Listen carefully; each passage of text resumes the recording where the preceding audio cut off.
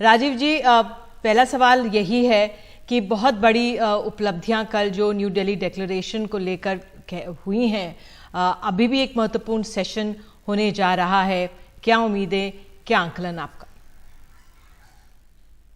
देखिए, मैं आज के सेशन के बारे में कुछ टिप्पणी करूंगा नहीं, क्योंकि वो मेरे पे स्केल से थोड़ा ऊपर वाली चीज है। लेकिन जो कल डिक्लेरेशन हुआ है निधि जी, इसमें कोई दो राय नहीं है कि भारत के प्रेसिडेंसी का एक बहुत इम्पैक्ट रहा है।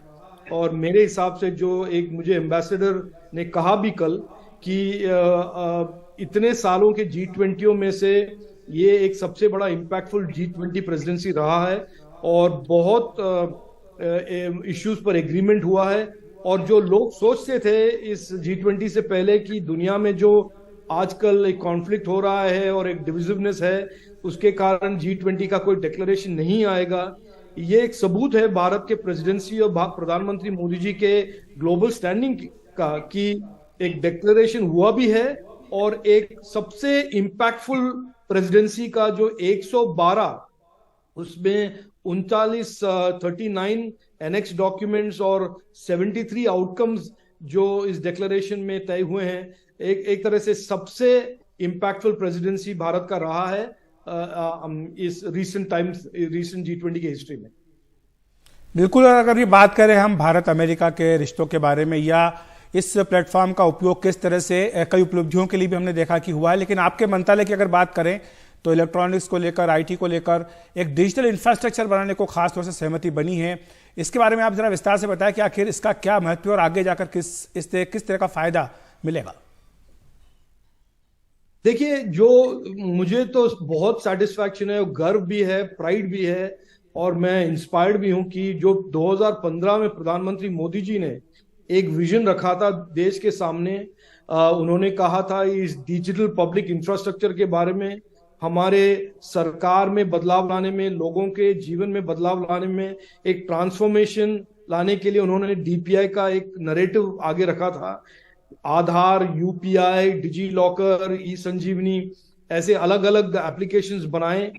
और आज G20 जो दुनिया के सबसे बड़े 20 देश और अफ्रीकन यूनियन साथ में मिलकर इस DPI की सराहना और इस DPI को रिकॉग्नाइज कर रहे हैं कि हम दुनिया के सभी देशों तक पहुंचाए और भारत एक ग्लोबल DPI रिपोजिटरी चलाए, जहां पर दुनिया के अलग अलग देशों के DPI और भारत के DPIs भी, जो छोटे देश हैं, हमारे ग्लोबल साउथ के मित्र हैं, उनको भी डिजिटाइजेशन की जर्नी में बहुत इनएक्सपेंसिवली भारत का मदद मिले, दुनिया के देशों की मदद मिले।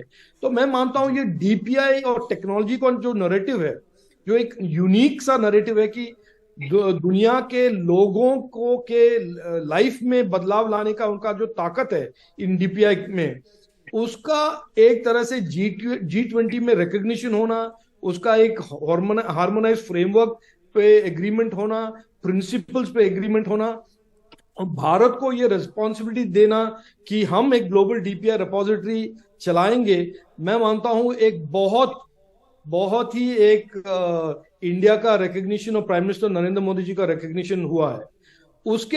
उसके साथ साथ भारत के जो मूल सिद्धांत हैं, सबका साथ, सबका विकास, सबका विश्वास, सबका प्रयास, उसका भी एक रिकॉग्निशन होना डिक्लेरेशन में। अगर आप पढ़ोगे इसमें एक से एंड तक हमारे फिलॉसफी, हमारे आउटलुक, प्रधानमंत्री जो कहते आ रहे हैं कि ये दुनिया के लिए ये वॉर का टाइम नहीं है, पीस और प्रॉस्पेरिटी का टाइम है, हमें सस्टेनेबिलिटी पे ध्यान देना चाहिए, बायोफ्यूल अलायंस हुआ है।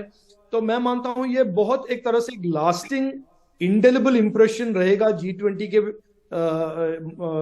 इकोसिस्टम में ये भारत का प्रेसिडेंसी।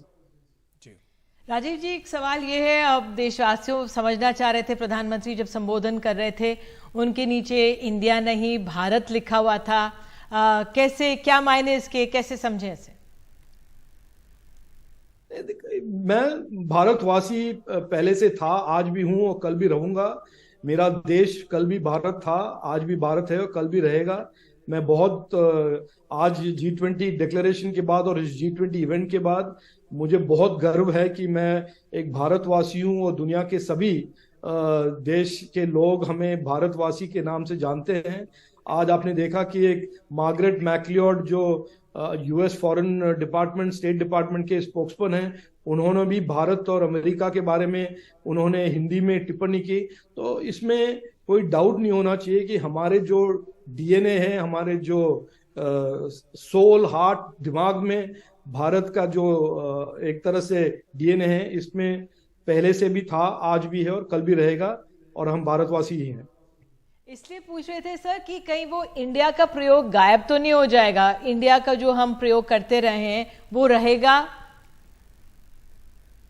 कोई इंडिया का गायब होने का सवाल है नहीं, लेकिन मूल रूप से हम भारतवासी है, इसमें मुझे लगता नहीं है कोई कंट्रोवर्सी होना भी चाहिए, कोई रहना भी चाहिए। ये एक गर्व की बात है कि हमारे जो कल्चर, हेरिटेज, फिलॉसफी, आइडियल्स को दुनिया के देश मान रहे हैं और सम्मान दे रहे हैं। इसमें हमें आगे बढ़ना है गर्व के साथ और विकसित भारत बनाना है। यही हमारा एक तरह से संकल्प रहना चाहिए और संकल्प है भी।